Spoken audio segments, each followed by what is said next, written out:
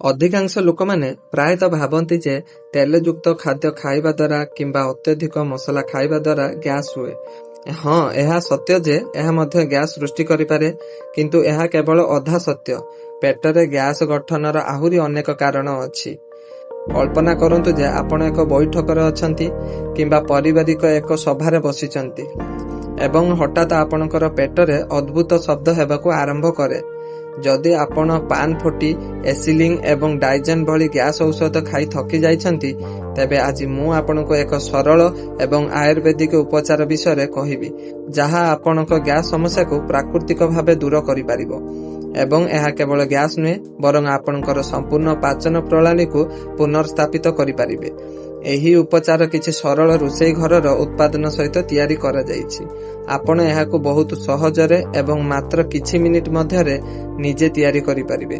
ତେଣୁ ଅଧିକ ବିଳମ୍ବ ନକରି ଆସନ୍ତୁ ଆଜିର ଆକର୍ଷଣୀୟ ଭିଡିଓଟିକୁ ଆରମ୍ଭ କରିବା ଏବଂ ଏହି ଆଶ୍ଚର୍ଯ୍ୟଜନକ ଗ୍ୟାସ୍ ଉପଚାରର ବିଷୟରେ ବିସ୍ତୃତ ଭାବରେ ଜାଣିବା।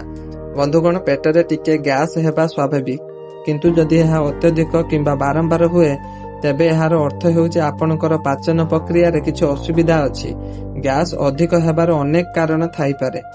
ବୟସ ସହିତ ଏହି ସମସ୍ୟାଗୁଡ଼ିକ ପ୍ରାୟତଃ ଖରାପ ହୋଇଯାଏ, ଯେଉଁଥିରେ ଚାପ, ଆଶ୍ୱସ୍ତିକାରକ ଖାଦ୍ୟପେୟ କିମ୍ବା ଖରାପ ପାଚନ ଅନ୍ତର୍ଭୁକ୍ତ ଥାଏ। କିନ୍ତୁ ଚିନ୍ତା କରନ୍ତୁ ନାହିଁ, କାରଣ ଯାହା ହେଉନା କାହିଁକି, ଆପଣ ଏକ ସରଳ ଉପଚାରର ଏହି ସମାଧାନ ପାଇବେ, ଯାହାକୁ ମୁଁ ଆପଣଙ୍କ ସହିତ ସେୟାର କରିବାକୁ ଯାଉଛି। ବନ୍ଧୁଗଣ, ଆୟୁର୍ବେଦିକ ଗ୍ୟାସ୍ ପାଇଁ ଅନେକ ଔଷଧ ଏବଂ ରୋଷେଇ ଘରର ଉପାଦାନ ବିଷୟରେ ଉଲ୍ଲେଖ କରିଛି। ଆମର ଆଜି ଏହି ଉପଚାର ଏପରି କିଛି ଉଚ୍ଚ ଶ୍ରେଣୀର ଉତ୍ପାଦନରୁ ତିଆରି। ଏହାର ପ୍ରଥମ ଉତ୍ପାଦନଟି ହେଉଛି ମେଥି ଦାନା, ଯାହା ପେଟର ଲାଇନ୍କୁ ଶୁଦ୍ଧ ଓ ଶାନ୍ତ କରେ ଏବଂ ପେଟ ଫୁଲା କମ୍ କରେ।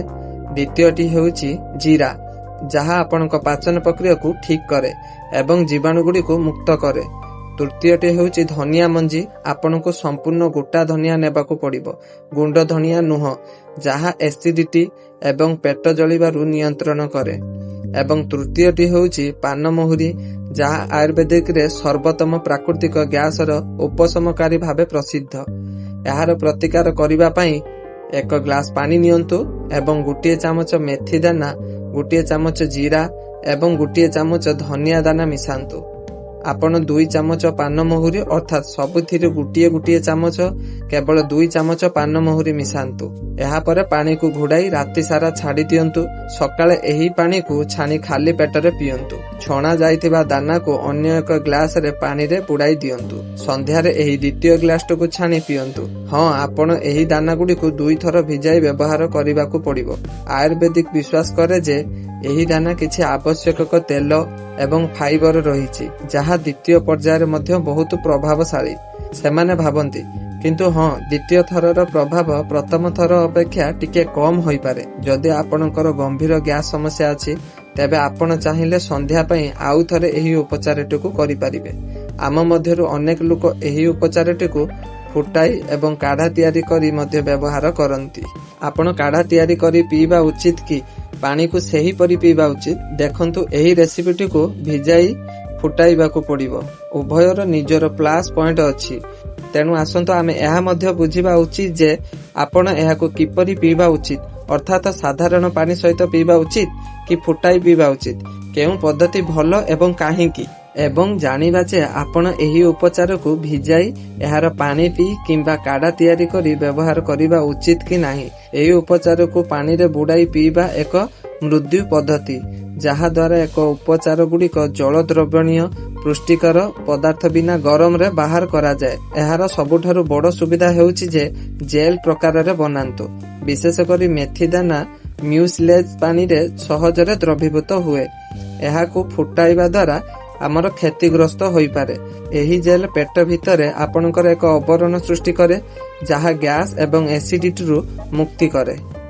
ଏହାକୁ ପାଣିରେ ଭିଜାଇ ପିଇବା ଆୟୁର୍ବେଦରେ ସେହି ଲୋକମାନଙ୍କ ପାଇଁ ସୁପାରିଶ କରାଯାଇଛି ଯେଉଁମାନେ ପାଚନ ଶକ୍ତି ଦୁର୍ବଳ କିମ୍ବା ଯେଉଁମାନଙ୍କର ପିତ୍ତ ଦୋଷ ଅଧିକ, ଅର୍ଥାତ୍ ଶରୀର ଗରମ ଅଧିକ ଥାଏ।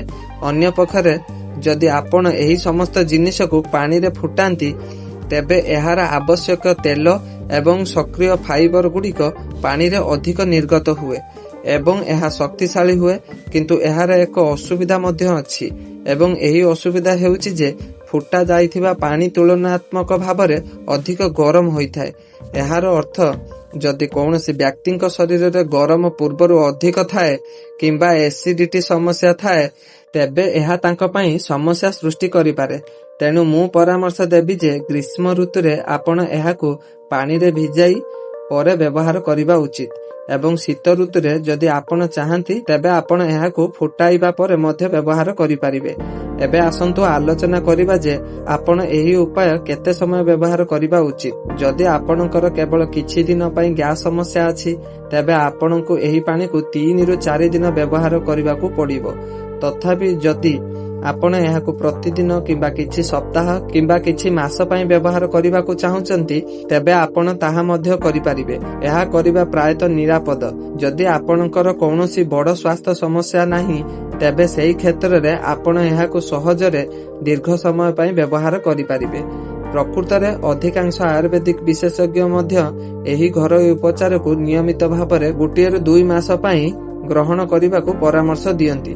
ତେଣୁ ଆପଣ ଏହାକୁ କିଛି ସମୟ ପାଇଁ ନିୟମିତ ଭାବରେ ଗ୍ରହଣ କରିବାକୁ ଚେଷ୍ଟା କରିବା ଉଚିତ ଏବଂ ତାପରେ ଏହା ଆପଣଙ୍କ ଶରୀର ଉପରେ କ'ଣ ପ୍ରଭାବ ପକାଇଥାଏ ତାହା ଦେଖିବା ଉଚିତ।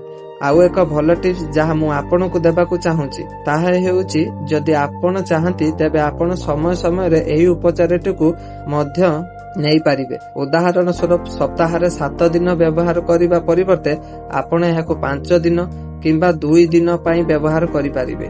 କିମ୍ବା ଧରନ୍ତୁ ଆପଣ ଏହାକୁ ନିୟମିତ ଭାବରେ 2 ମାସ ପାଇଁ ଗ୍ରହଣ କରୁଛନ୍ତି, ତାପରେ ଏହି ଉପଚାର ମଧ୍ୟରେ ଏକ ଛୋଟ ବ୍ୟବଧାନ ରଖନ୍ତୁ, ଯାହାଦ୍ୱାରା ଶରୀର ଏହାକୁ ଭଲ ଭାବରେ ପ୍ରତିକ୍ରିୟା କରେ ଏବଂ ଆପଣ କୌଣସି କ୍ଷତିରୁ ସମ୍ମୁଖୀନ ନ ହୁଅନ୍ତି। ବନ୍ଧୁଗଣ, ଏହି ଉପଚାର ସାଧାରଣତଃ ସମସ୍ତଙ୍କ ପାଇଁ ନିରାପଦ। ଆପଣ ଜଣେ ବୟସ୍କ ହୁଅନ୍ତୁ କିମ୍ବା ବରିଷ୍ଠ ନାଗରିକ କିମ୍ବା ପିଲା ହୁଅନ୍ତୁ। କିନ୍ତୁ ମୁଁ ଆପଣଙ୍କୁ ଏକ ବନ୍ଧୁ ଭଳି ପରାମର୍ଶ ଦେବାକୁ ଚାହେଁ ଯେ ଯଦି ଆପଣ ମଧୁମେହ ରୋଗୀ କିମ୍ବା କୌଣସି ରକ୍ତହୀନତାର ଔଷଧ ଖାଉଛନ୍ତି, ତେବେ ଏହାକୁ ବ୍ୟବହାର କରିବା ପୂର୍ବରୁ ଆପଣଙ୍କୁ ପ୍ରଥମେ ଆପଣଙ୍କ ଡାକ୍ତରଙ୍କ ସହିତ ପରାମର୍ଶ କରିବା ଉଚିତ। ହଁ, କିଛି ସମୟ ଯଦି ଆପଣ ଏହାକୁ ନେବାକୁ ଚାହାନ୍ତି, ତେବେ ସାଧାରଣତଃ ଡାକ୍ତରଙ୍କ ପରାମର୍ଶ ଆବଶ୍ୟକ ହୁଏ ନାହିଁ।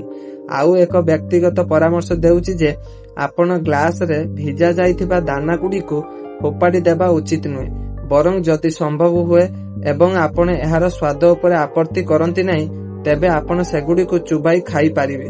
ଆପଣଙ୍କ ପରି ଅନେକ ଲୋକ ମୋତେ କହିଛନ୍ତି ଯେ ସେମାନଙ୍କର ଗ୍ୟାସ୍ ସମସ୍ୟା ସେମାନଙ୍କର ଦୈନନ୍ଦିନ ଜୀବନକୁ ବହୁତ ଖରାପ ଭାବରେ ପ୍ରଭାବିତ କରିଛି ଏବଂ ଏହା ସେମାନଙ୍କର ଆତ୍ମବିଶ୍ୱାସକୁ ମଧ୍ୟ କମ୍ କରିଛି।